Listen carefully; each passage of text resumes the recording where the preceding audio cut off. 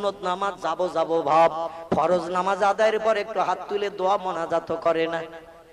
ফরজ নামাজ আদায়ের পরও তারা একটু হাত তুলে দোয়া মোনাজাত করে না।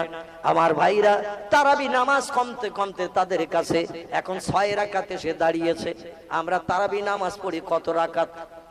জোরে বলো। 20 রাকাত। তারা তারাবি নামাজ পড়ে মাত্র 6 রাকাত। বলে সারাদিন না খেয়ে রোজা রাখলাম, সন্ধ্যাবেলা ইফতার করলে গায়ে জ্বর আসে, এরপরে 17 রাকাত এশার নামাজ, আবার তারাবি নামাজ 20 রাকাত। অত কষ্ট করা যাবে না, আর অত কষ্ট আল্লাহ পছন্দ করে না। যত কম করে পারো পড়ো। আমরা বেতরের নামাজ পড়ি কত রাকাত? 3 রাকাত। তারা বেতরের নামাজ পড়ে 1 রাকাত। আমার ভাইরা, তারা নবীজির মহব্বতে দরুদ শরীফও পড়তে চায় না। তারা বলে মরা গরু আর ঘাস খাবে না। কি গরু? মরা গরু আর ঘাস খাবে না। তারা বলে আমরা যেমন কাদামাটির মানুষ, মুহাম্মদও তেমন কাদামাটির মানুষ। আমাদের আপনজন মারা গেলে কবর দেই আমরা, 2-10 বছরের ভিতরে পচে গেলে মাটির সঙ্গে মিশে যায়। মুহাম্মদও কাদামাটির মানুষ, তিনিও মরে যাবার পরে পচে গেলে মাটির সঙ্গে মিশে গেছে। মুহাম্মদের অস্তিত্ব বলতে কবরে কিছু নাই। মুহাম্মদ মরা নবী। আমাদের বাপ দাদা যেমন মরে গেছে, কবরে ডাকলেও ডাক শোনে না। মুহাম্মদ মরে যেয়ে নিশ্চিহ্ন হয়ে গেছে। মুহাম্মদ মরা নবী, মুহাম্মদ জিন্দা নবী নয়। আমি আপনাদের কাছে জিজ্ঞাসাবাদ করব, আমরা নবীজিকে মরা জানি না জিন্দা জানি? জোরে বলুন। আমরা আহলে সুন্নাতুল জামাতের আকীদা বিশ্বাসী মানুষ। আমরা নবীজিকে হায়াতুন নবী, জিন্দা নবী জানি না মরা জানি? আমরা নবীজিকে জিন্দা নবী জানি, কবরে তিনি অক্ষত জিন্দা অবস্থায় রয়েছে। তারা বলে আমাদের বাপ দাদা মরে গেছে, পচে গলে মাটির সঙ্গে যেমন মিশে গেছে। মানুষ তৈরি মাটি থেকে পচে গলে আবার মাটির সঙ্গে মিশে গেছে। মুহাম্মদও কাদা মাটির মানুষ, তিনিও পচে গলে মাটির সঙ্গে মিশে গেছে। আমার ভাইরা, এই জন্য তারা নবীজির নামে আর দরুদ শরীফ পড়তে চায় না। যার নাম নিশানা কবরে নাই, তার নামে দরুদ শরীফ পড়ে কি লাভ? তাই তারা দরুদ শরীফে পড়তে চায় না। আমরা দরুদ শরীফ নবীজির মহব্বতে পড়বো না, পড়বো না। জোরে বলুন, পড়বো কিনা? তাদের আমল নামার থলি ভর্তি, শরীয়তের আমল কালাম গুলো ছাড়তে ছাড়তে, কাটতে কাটতে এখন পায়জামা তাদের কাছে জাঙ্গিয়া এসে দাঁড়িয়েছে। নফল নামাজ তারা পড়ে না, সুন্নত না পড়লেও কোনো অসুবিধা নাই। ফরজ নামাজের পর একটু হাত তুলে দোয়া মোনাজাত করে না। এগুলোকে তারা বেদাত বলে, বেদাত। আচ্ছা, এই বেদাতি কাজ আমাদের ফুরফুরার পীর সাহেব আবু বকর সিদ্দিকী করেছে কিনা? কথা বলে। এই বেদাতি কাজ মিলাদ কিয়াম আমরা যেটা করি, ওটাকে তারা বেদাত বলে। বেদাত বলতে বলতে বলতে বলতে এখন পায়জামা জাঙ্গিয়া এসে দাঁড়িয়েছে।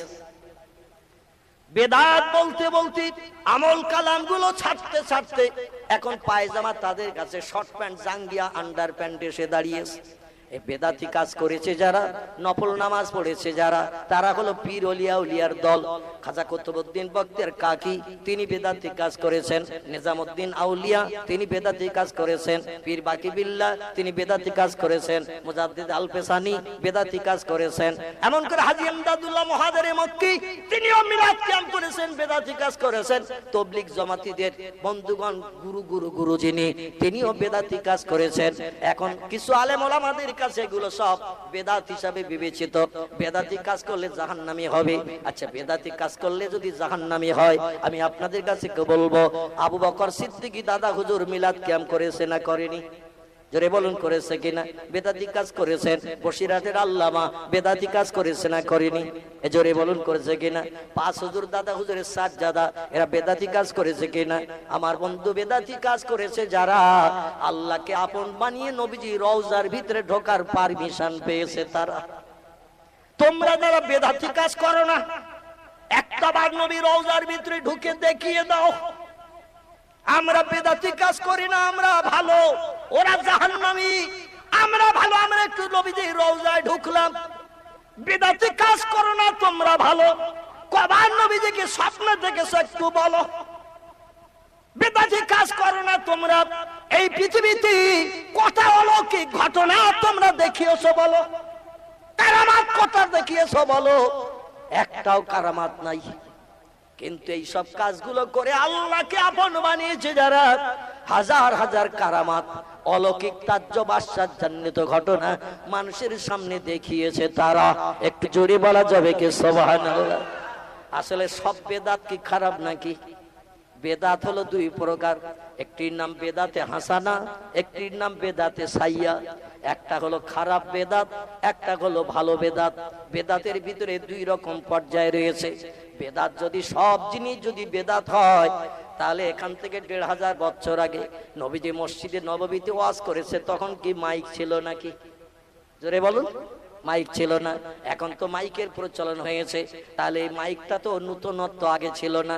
নবী করেনি, সাহাবীরা করেনি, মাইকে ওয়াজ করেনি। এখন সব নূতন যদি বেদাত হয়, তাহলে তোমরা মাইকে ফু দাও না তো, দাও না তো। সব যদি নূতনত্ব বেদাত হয়, এখন হজ করতে গেলে আরো প্লেন চাপতে হবে না? হবে না? উড়োজাহাজ ছাড়া জলজাহাজে এখন হজ করতে যাওয়ার কোনো সুযোগ আছে নাকি? তাহলে জলজাহাজে আগের লোকে যেত হজ করতে জলজাহাজে, এখন জলজাহাজ বন্ধ।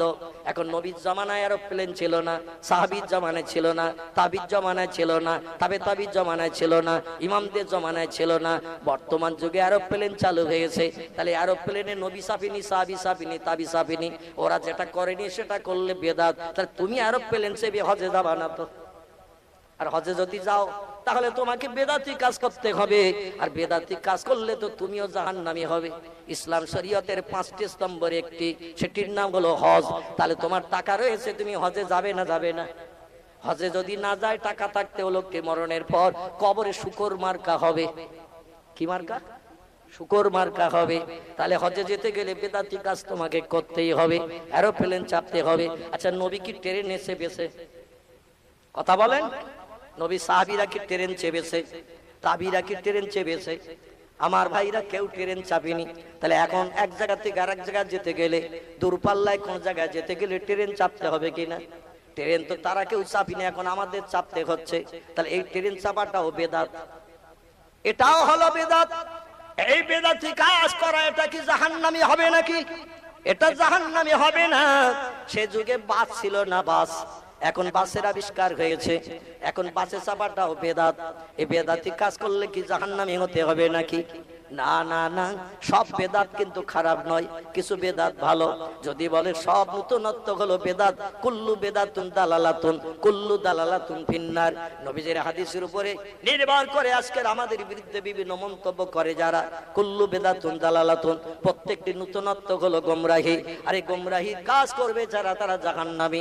হাদিসটা ঠিকই জায়গায় আছে। তবে ঘটনা হলো, বর্তমান যুগে যারা বলে এগুলো সব বেদাত, ওদের পকেটে হাত দিয়ে দেখবেন 20-25 হাজার টাকা দামের মোবাইল আছে না নাই? এই কথা বলে। মোবাইল প্রত্যেকের পকেট আছে কিনা? আচ্ছা, নবী কি মোবাইল ব্যবহার করেছে? সাহাবীরা কি করেছে? তাবিরা কি করেছে? তাবি কি মোবাইল দেখেছে?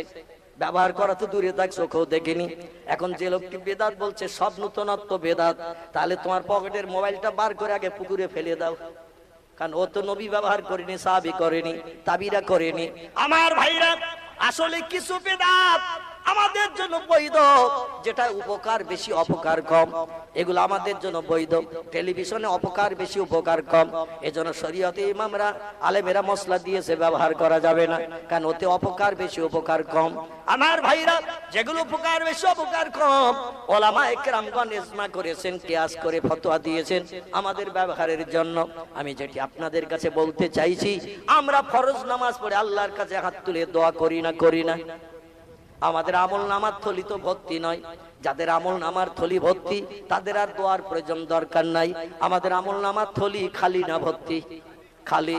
মরণের দিন পর্যন্ত চেষ্টা করলে আমাদের আমল নামার থলিকে আমরা ভর্তি করতে পারবো?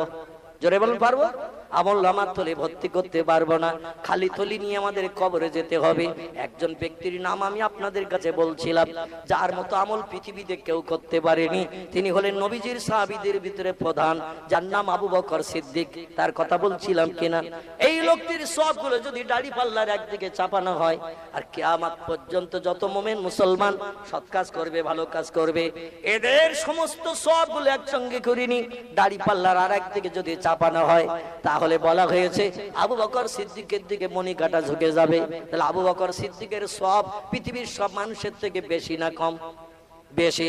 এই আবু বকর বলছেন, তেমন ভালো কাজটা আমি করতে পারিনি, কিয়ামতে হাসির আল্লাহর কাছে কি করে মুখ দেখাবো? আমি আমার আমল নামার থলি খালি নিয়ে কবরে যাচ্ছি। আবু বকর সিদ্দিকের মতো মানুষ, তিনি বলছেন আমার আমল নামার থলি ভর্তি করতে পারিনি, খালি থলি নিয়ে কবরে যাচ্ছি, হাসরে কি বিপদে পড়বে তার ঠিক নাই। আর একটা লোকের কথা আপনাদের কাছে বলি, যিনি নবীজির কবরের পাশে শুয়ে থাকার সুযোগ পেয়েছেন, তিনিও মক্কার অধিবাসী, খত্তবের বেটা, নাম তার হযরতে ওমর। ওমর, এই ওমর রাদিয়াল্লাহু আনহু আমার ভাইরা, তিনি এত কান্না কাঁদতেন, চোখের কোনা দিয়ে গরম পানি ঝরে ঝরে কালে স্পট দাগ পড়ে গিয়েছিল তার। 12টা তালি পর্যন্ত তার জামায় থাকতো। যেদিন মসজিদে জুমার দিন জুমার নামাজ পড়াতে আসতেন, তার জামায় 12টা পর্যন্ত তালি মানুষেরা গুনে পেয়েছে। যিনি মদিনার রাষ্ট্রনেতা, ইনি বলছেন আল্লাহ আমাকে মানুষ না করে যদি চতুষ্পদ জন্তু করে পাঠাতে, তাহলে হাসরের মাঠে আমি নিশ্চিন্ত মনে হয়ে জান্নাতে ঢোকার সুযোগ পেতাম। আমি মানুষে এসেছি সৃষ্টির শ্রেষ্ঠ হয়ে, না জানি হাসরের মাঠে কি বিপদে পড়ব। আল্লাহর নবী বলছেন আল্লাহ পাক আমার জীবনের কৃতকর্মের হিসাব যদি হাসরে চাই, আমি মুহাম্মদ রাসূলুল্লাহ বড় বিপদগ্রস্ত হব। নবীর মতো মানুষ হাসরে হিসাব দিতে ভয় পেয়েছে। ওমর তাই সেদিকে লক্ষ্য করে বলছেন আল্লাহ পাক আমাকে মানুষ না করে যদি চতুষ্পদ জন্তুর বাচ্চা করে পাঠাতেন, তাহলে হাসরের হিসাব নিকাশের সম্মুখীন হতে হতো না, আমি সরাসরি জান্নাতে ঢুকতে পারতাম। যে ওমরের সবগুলো দাড়ি বালার একদিকে রাখলে, আবু বকর সিদ্দিককে বাদ দিয়ে কিয়ামত পর্যন্ত সব মুমিন মুসলমানদের সবগুলো একসঙ্গে করে দাড়ি পাল্লার একদিকে চাপালে ওমরের দিকে মনিকাটা ঝুঁকে যাবে। জোরে বলুন একটু সুবহানাল্লাহ। তারাও পর্যন্ত বলছেন আমল নামার থলি আমি ভর্তি করে নিয়ে কবরে যেতে পারছি না, খালি থলি নিয়ে কবরে যাচ্ছে। তাহলে আমাদের আমল নামার থলি ভর্তি না খালি? খালি। এই খালি থলি নিয়ে আমাদের কবরে যেতে হবে। তবে কবরে যাওয়ার আগে আমরা নবীজির মহব্বতের দরুদের ডালি আমাদের আমলনামার থলির মুখে যদি সাজিয়ে নিয়ে কবরে যাই, তাহলে আল্লাহ পাক আমাদের আমলনামার থলির মুখ হাসরের মাঠে যেদিন খুলবেন, আর থলির মুখ খুলে যদি নবীজির মহব্বতের দরুদের ডালি আল্লাহ যদি সাজানো দেখেন, আল্লাহ খুশি হবেন না অখুশি হবেন? আল্লাহ খুশিতে বাগবাগ হবেন। কারণ কোরআনের 22 পারা সূরা আহজাবে আল্লাহ বলছেন ইন্নাল্লাহা ওয়া মালাইকাতাহু ইউসাল্লুনা আলান নবী। এ পৃথিবীর মানুষেরা তোমরা শোনো, ইন্নাল্লাহ নিশ্চয় আমি আল্লাহ পাক, ওয়া মালাইকাতাহু এবং আমার ফেরেশতা মণ্ডলীরা, ইউসাল্লুনা আলান নবী আমার আখিরি জামানার পয়গম্বর কলির কলকি মুহাম্মদ রাসূলুল্লাহর মহব্বত প্রেম ভালোবাসা রক্ষার্থে আমি আল্লাহ শুধু একা নই, আমার মহব্বতের ফেরেশতারাও পর্যন্ত দৈনন্দিন দরুদ শরীফের ডালি পেশ করে থাকেন। জোরে বলুন একটু সুবহানাল্লাহ। আল্লাহ নবীর নামে দরুদ শরীফ পড়েন, ফেরেশতারা নবীজির নামে দরুদ শরীফ পড়েন। তাহলে আমাদের নবীজির নামে দরুদ শরীফ পড়া লাগবে না লাগবে না?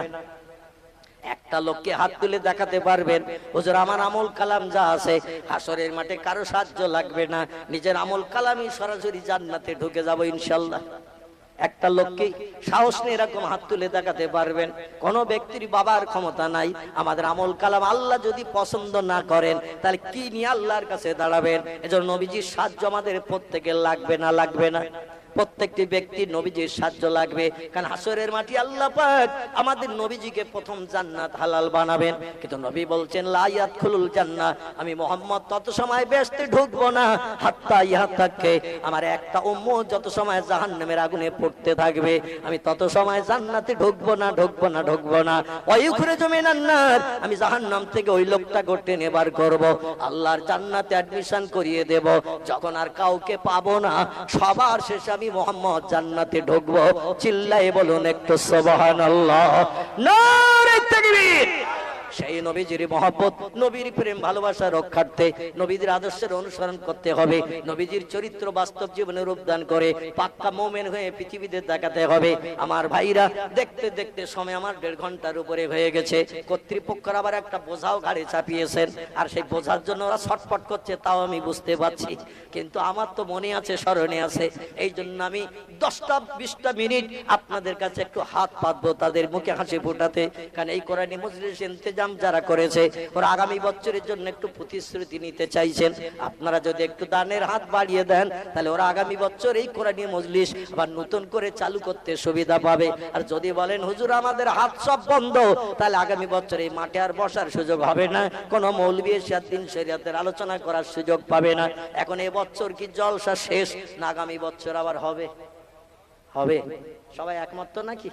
আচ্ছা, আলহামদুলিল্লাহ, সবাই যদি একমত হন তাহলে একটুখানি টপ টপ করে তত্ত্ব দিতে হবে। আমি আসার পথে দেখলাম বোধহয় 4 হাঁড়ি হবে সম্ভবত, বিরিয়ানি রেডি করা রয়েছে। আসার পথে দেখে আসলাম এবছর সেই তাবারক পরিবেশন হবে। আগামী বছরের জন্য ছেলেরা যে বিরিয়ানির ব্যবস্থা করেছেন, আগামী বছরের জন্য একটু নাম লিখাতে হবে এখানে খাতায়। তো খাতা নিয়ে এসছো নাকি? খাতা নিয়ে এসেছে পিছনে। আলহামদুলিল্লাহ, নবী দিবস সম্পর্কে, এটা নবী দিবস উপলক্ষ করে এই মজলিসটা ছেলেরা করে থাকেন। আমার ভাইরা বিশ্ব নবীর আগমনী দিন উদযাপন উপলক্ষ করে নবীজির সিরাতের উপরে বিভিন্ন আলেমেরা আলোচনা করেছেন। আমার উপরে আসেন আমাদের ক্যানিং থেকে আগত স্নেহভাজন ভাই মাওলানা, তিনিও কিছু আলোচনা রাখবেন। তারপর ইনশাল্লাহ সুন্দরভাবে আপনাদের কাছে তাবারক পরিবেশন হবেন। আগামী বছরের তাবারক রান্নার জন্য একটু টপ টপ করে নাম বলে দেন তো দেখি। গরুর প্রতিশ্রুতি একজন ব্যক্তি প্রথম কে একটু দিতে পারবেন? একটা গরুর প্রতিশ্রুতি। অনেক ব্যবসায়ী আছে, চাষি আছে, চাকরিজীবী আছে, বড় বড় অবস্থা সম্পন্ন, এমন করে দোকানদার, বাজারে বড় বড় দোকানদার রয়েছেন। আমার ভাইরা একটা গরুর প্রতিশ্রুতি নবীজির ইজ্জতের খাতিরে, নবীর মোহাব্বতের খাতিরে, যে নবী বলছেন লা ইয়াদখুলুল জান্নাহ, আমি মুহাম্মদ তত সময় পর্যন্ত বেহেশতে ঢুকবো না যত সময় না পর্যন্ত আমার একটা উম্মত জাহান্নামের ভিতরে পড়তে থাকবে। ওয়া ইউখরিজু মিনান নার, আগুন থেকে তাকে টেনে বার করব, আল্লাহর জান্নাতে অ্যাডমিশন করিয়ে দেব। একটু চিল্লাই বলুন সুবহানাল্লাহ। যেদিন স্বামী স্ত্রীর হবে না, স্ত্রী স্বামীর হবে না, বাপ ছেলের হবে না, ছেলে বাপের হবে না। ইয়াউমা ইয়াফিরুল মারউ মিন আকিহি ওয়া উম্মিহি ওয়া আবিহি ওয়া সাহিবাতিহি ওয়া বানিহি ওয়াল আখির। হাশরের মাঠ, কিয়ামতের মাঠ এমন একটা জায়গা হবে, সেদিন স্বামী স্ত্রীকে চিনবে না, স্ত্রী স্বামীর কাছে পরিচয় দেবে না, বাপ ছেলে মা মেয়ে ভাই বোন বন্ধু বান্ধব কেউ কার উপকারে কাজে লাগবে না। সেদিন একজন ব্যক্তি উপকারে কাজে লাগবে, তিনি হলেন সাইয়্যিদুল আম্বিয়া রাহমাতাল লিল আলামিন, খাতামান নবিয়্যিন, শাফিউল মুজনাবিন, যার মধুর নাম মুহাম্মাদুর রাসূলুল্লাহ সাল্লাল্লাহু আলাইহি ওয়াসাল্লাম। তারই মহব্বত ভালোবাসা যে যেমন রক্ষা করবে, হাসরের মাঠে সে তেমন সাহায্য আমার নবীজির মাধ্যম দিয়ে পেয়ে যাবে। একটু জোরে বলুন আল্লাহুম্মা আমিন। বলুন কে আছেন একজন একটা গরুর প্রতিশ্রুতি দেবেন? আগামী বছরে তাবারুক রান্নার জন্য 1 মণ চালকে দেবেন, 1 বস্তা আলুকে দেবেন, সরিষার তেল 1 টিনকে দেবেন। একটু টপ টপ করে তাবারুক রান্নার জন্য যেগুলো লাগে চালের প্রতিশ্রুতি দেন, 1 টিন সরিষার তেল বলুন, 1 বস্তা আলুর প্রতিশ্রুতি দেন। এমন করে 10 কেজি পেঁয়াজ, 10 কেজি রসুন, এমন করে 15 কেজি আদা, 2 কেজি ঝাল, এইভাবে এক একজন টপ টপ করে বলুন। আর অন্তত গোটা 2 গরুর প্রতিশ্রুতি দেন। এবছর কটা গরু রান্না হয়েছে? উৎসব টেলিনেট 2 নম্বর ভবানীপুর কয়েলপাড়া, উত্তর 24 পরগনা, হাসনাবাদ। যাবে না। আমি কিন্তু এই 25-এর পক্ষে নই। অন্তত 100 কেজি গোশত দিতে হবে। 100 কেজি গোশত না হলে 4 হাঁড়িতে ঠিক হবে না। 25 কেজি করে এক এক হাঁড়িতে দিলে তবেই অন্তত হাঁড়ির একটু খড়খড়ানি হবে। যখন ওঠানো হবে 1 পিস করে বেরোবে। অন্যরে আমি 10 টাকার লাভ তার হাতে হাতে দেখাই। যে বান্দা চাওয়ার আগে ভালো কাজে গিয়ে আসে, আমি 10 গুণ থেকে 70, 70 থেকে 700 গুণের যাজা আমি আল্লাহ শ্রীবৃদ্ধি করে দেই। জোরে বলুন একটু আমিন। এই ছেলেরা একটু জোরে। আরো ভালো সোনা 2 দিন পরে হবে রে তোর বাসবাগানের কোনা। দানকারীর পিতা মাতার, দানকারীর পিতা মাতার সুখে রেখো কবরে, নূরের টুপি মাথায় দিয়ে উঠায় কাল হাসরে। জোরে বলুন আমিন।